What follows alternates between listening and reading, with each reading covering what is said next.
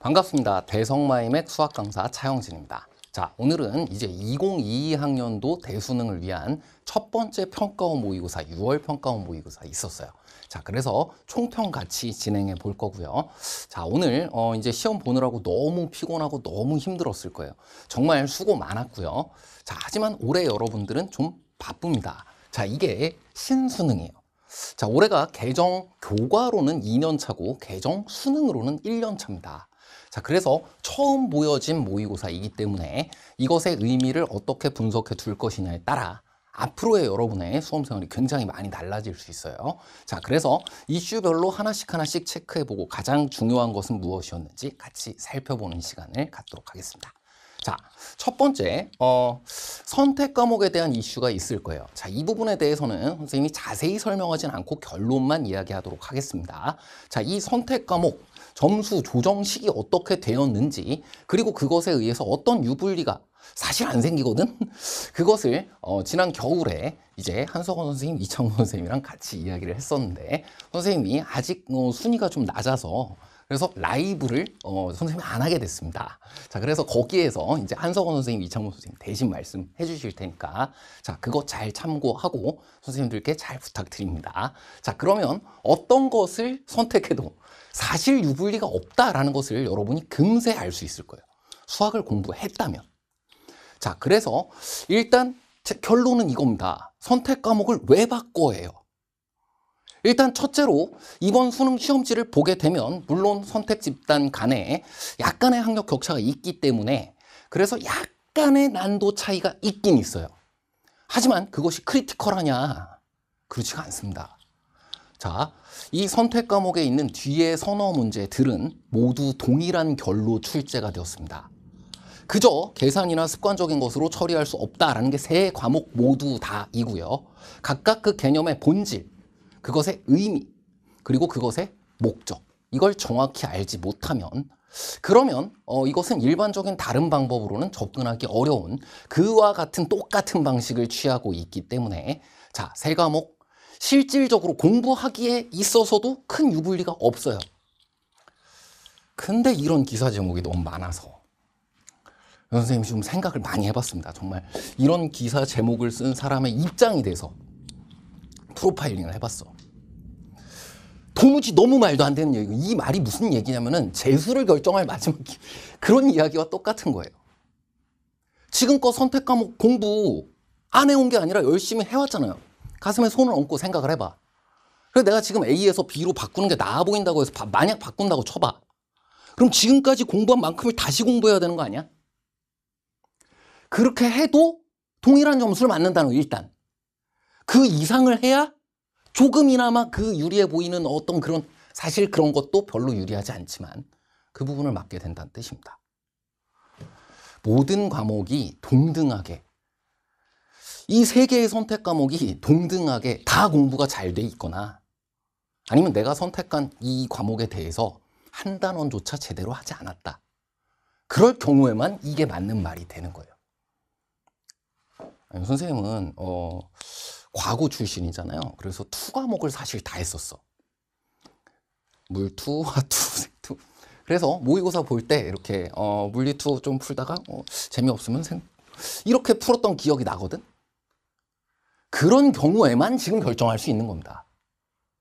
자, 선생님이 지금 했던 이야기, 그래서 너무 말도 안 되는 얘기라는 거예요. 그래서 한참 고민을 해봤어, 정말.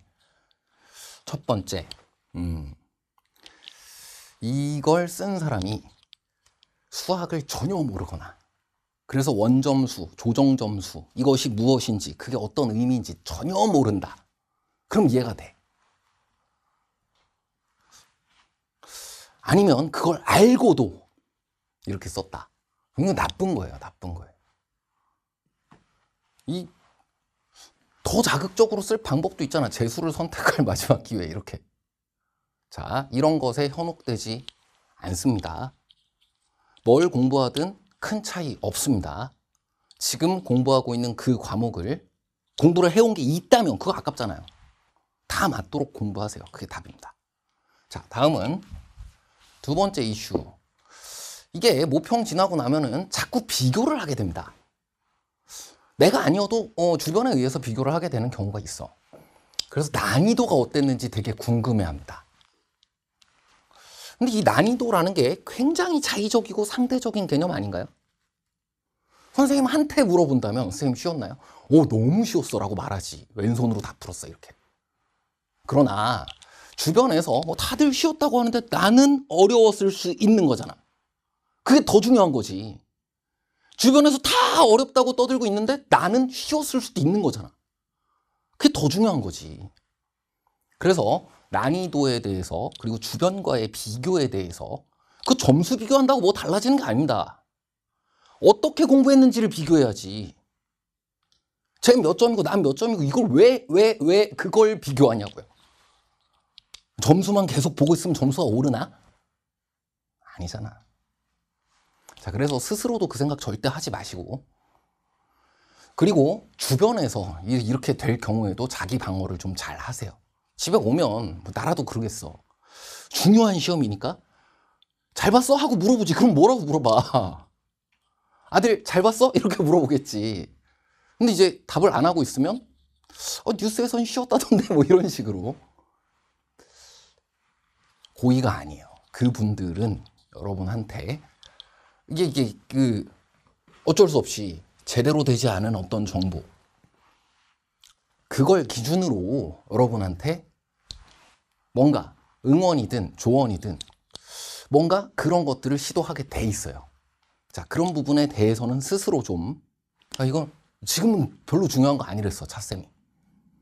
방어를 잘 하시고, 그리고 올해 같은 경우는 특히나 시험 문제는 굉장히 정상적으로 출제됐는데 학생들이 어떻게 준비가 되어 있었냐, 이게 변수입니다. 난이도가 변수가 아니야. 나를 포함한 모든 학생들이 어떻게 준비가 되어 있었냐가 그게 제일 중요한 변수야. 그래서 등급 컷이고 뭐고 절대 보지 마세요. 지금 내 점수가 아니고 지금 남들의 점수가 그들의 점수가 아닙니다. 이 신수능을 다 처음 봤기 때문에. 그래서 이 처음 본 이 시험에 대해서는 이런 것을 고민할 때가 아니라 뭐가 훨씬 중요한 거냐면 이 시험의 당위성, 다시 말해 공정성이 중요한 겁니다. 이게 정상적이었던 거냐? 근데 그게 정상적이고 당위성이 있고 되게 매우 공정해. 그럼 그걸 잘 맞으려면 어떻게 해야 되지? 이걸 판단해 봐야 되는 거예요. 아, 이렇게 당위성이 있었어. 이렇게 공정성이 있었어. 그렇다면 지금 등급컷은 이렇게 나왔지만 훨씬 높아져야 정상인데? 지금 방금 선생님이 이야기한 것이 사실 선생님이 예상하는 결론입니다. 이 시험에 다들 적응하고 나면 이게 어렵지 않다고 얘기할 거야. 자, 그렇다면 이것의 기준은 무엇인가 살펴보도록 하겠습니다. 자, 첫 번째가 무엇이냐? 우리 개정 2년 차잖아요. 개정 교과서 그대로 공부한 사람이 불리한 문제가 있었는가? 올킬입니다. 46문제 모두 개정 교과 그대로 공부한 사람이 풀이 못할 문제도 없고 최선의 풀이를 못 찾아낼 문제도 없습니다. 30분의 30이란 뜻이야. 또 그럼 이제 이 외의 것을 생각해 볼게요. 뭐 수학적으로 뭐 틀린 건 아닌데 개정 교과 바깥에 있는 거, 앞으로는 그냥 잡다한 것이라고 얘기하겠습니다. 그게 유리한 문제가 이보다 유리하게 이용될 문제가 있었는가? 제로입니다. 48문제 중 제로야. 자, 이 부분에 대해서는 간단히 예시를 들어보면 여러분 가계 이등분선 정리 아나요? 그게 고등교과랑 무슨 관계가 있지? 우리 개정교과와 무슨 관계가 있지? 그거 그냥 중등도형의 성질이잖아요. 그럼 안 낸다는 겁니다. 가계 이등분선 정리의 기본 원리는 우리 개정교과 그대로라고 한다면 사인 법칙이에요. 그래서 개념 강의부터 계속해서 얘기해 왔습니다. 이거 그대로 공부한다라고 한다면 중등기하 그거 다 하는 게 아니라, 특수한 성질 다 하는 게 아니라 이 교과 과정과 관계된 것만을 교과서 그대로 설명해 봐야 된다. 다음번엔 가계 이등분이 아닌 하지만 그 사인 법칙은 똑같이 이용되는 것이 나올 거다라고까지 얘기했습니다. 그게 12번이에요. 다른 그 어떤 것도 더 유리한 것 없습니다. 개정교과로 출제된 모든 평가원의 시험지는 그렇다는 뜻이에요. 자, 이뿐 아니라 뭐 비율이 어떻고 뭐가 어떻고 뭐 그 결과물적인 잡다한 것들 있잖아. 그거 이번에 최고난도 문제풀이 할 때까지 한 번이라도 쓰였냐 이거야. 난 모르겠어. 자, 그와 같은 것 말고 그대로를 공부했어야 된다. 그렇기 때문에 매우 공정하다. 누구나 다 가지고 있는 개정교과서만 하면 된다는 거예요. 그 다음 하나 더. 이 개정교과서를 그대로가 아니라 이거를 본질을 깨우쳤어. 좀 장난스레 얘기했지만 그 개념 간의 관계 및 목적, 의미, 원리 등을 말하는 겁니다. 왜 그런 거 굉장히 경시하잖아요. 지금부터 남은 기간 동안 여러분이 그걸 신경을 안 쓸까 봐 얘기하는 거야. 이게 시간이 부족하다고 느껴지면 그냥 문제풀이에 쓰이는 것만 공식만 좀 그렇게 하게 되잖아. 왜 그렇게 공부한 친구들이 몇몇 계산 문제에선 오히려 시간상 손해를 보는 것처럼 느껴지잖아. 다시 말하면 이것은 개정교과 그대로를 공부한 거 플러스 알파로 그 개정교과에 대해 더 잘 알고 있다. 내가 이걸 이미 다 잘 알고 있어도 더 잘 알고 있으면 더 좋다는 거야. 더 잘 알고 있냐.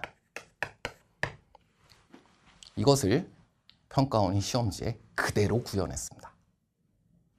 자, 이건 6월 모평 미리 보기 해설 강의에서 선생님이 이스터 에그다라고 해서 설명했던 부분이에요. 간단하게만 한번 볼게요. 자, 이번 시험지에 10번 문제가 있었잖아. 두 곡선이 만나는 점. 그게 1하고 2 사이에 있도록 하는 문제. 기억나죠? 자, 우리 교과서에서는 지수 로그를 포함한 방정식, 지수 방정식이란 말도 없어. 로그 방정식이란 말도 없어. 없앴어, 사실. 방정식으로 주어져 있어도 그래프를 생각해야 됩니다. 근데 문제가 그래프로 주어졌잖아? 교점이라고? 근데 방정식으로 풀었어. 그럼 유리해야 돼? 불리해야 돼? 원리가 아니라 결과물을 이용하고 원리가 아니라 계산만 이용하려고 했다. 자, 실제로 10번 문제에서도 불리합니다. 하지만 그 10번 문제를 그냥 연립해서 풀이했다. 그럼 사실 몇 번 이렇게 뒤통수를 맞게 되는 순간이 오는데 그래프를 안 볼라 그랬는데 이차함수의 그래프를 결국 봐야 하고 귀찮은 순간들이 오는데 이렇게 해도 일단 10번은 맞고 방금 선생님이 얘기한 것처럼 이것의 원리는 지수 함수다. 로그 함수다. 그 함수의 그래프의 개형이다. 하나가 증가하고 하나는 그 대칭시켜서 감소하고 있기 때문에 그래서 1과 2 사이에 있으려면 이렇게 되어야 한다. 원리를 이용했어요. 그래프라는. 똑같이 맞잖아. 그러면 이렇게 공부할 필요가 없지 않아요? 라고 생각하게 된다 이거예요. 그러나 평가원은 역시 매우 공정해. 그 이스터 에그가 엄청나게 이용이 됩니다. 자, 이것을 그래프로 풀이한 친구는 대칭이동과 평행이동을 보고 지나가요. 증가, 감소, 1대1 함수, 1대2 방정식, 부등식의 활용의 기본 원리를 생각하고 지나가요. 이 두 가지가 뒤에 핵심적인 킬러 문제들에 모두 이용됩니다. 자, 일단 대칭 평행이동을 생각했으면 바로 그 다음 문제 11번. 여기까지는 뭐 대칭 평행이동 잘 보이지. 근데 두 번 연타로 보고 나면 이걸 잊을 수가 없는 거야. 14번. 뒤로 갈수록 발견하기가 더 어렵지 않나요? 14번 문제 보자마자 이거 그거네. 아, 내가 그럴 줄 알았어. 앞에서부터 그렇게 열심히 얘기를 해줬는데 당연히 이것은 x를 나눠가지고 당연히 평행이동으로 봐야 되는 거지. 당연하다. 원리적으로 공부한 학생에게는 강력한 힌트가 있다는 거예요. 자, 그리고 사실 이 원리가 뭐기도 하냐면 지수함수, 로그함수, 삼각함수 사실 이 두 개의 대단원은 속성이 똑같습니다. 함수라고 이름 붙은 단원에서 그 정의한 다음에 그래프 그려보고 성질 이해한 다음에 그걸 방정식, 부등식, 최대 최소에 이용하는 거예요. 그래서 1대1이냐 아니냐. 이쪽에 2차 함수도 생각할 수 있잖아. 그걸 떠올린 학생들은 바로 그것에 의해 21번, 15번 제일 어려웠던 문제들이 거기서 결정되게 돼 있는 겁니다. 이것 외에도 그냥 엄청 많아요. 여러분이 웰메이드 무비 보면은 맨 앞에 뭐 주인공이 잠깐 얘기했던 거 이런 거 나중에 다 뭔가 의미가 있잖아. 처음부터 끝까지가 아트입니다. 평가원은 더 완성도가 높아졌다. 자, 난이도에 대한 거 생각할 때가 아니야. 이 시험지를 봐야 돼. 해설 강의를 봐야 돼. 자, 선생님이 나머지 부분에 대해서는 해설 강의에서 전문랑 같이 천천히 볼 수 있도록 다 준비해 주겠습니다. 자, 그럼 이제 마지막 이슈로 가볼게요. 그래서 그렇다면 이제 6월 모평의 의미는 뭐냐? 난이도도 아니고 뭐 선택 과목도 아니면.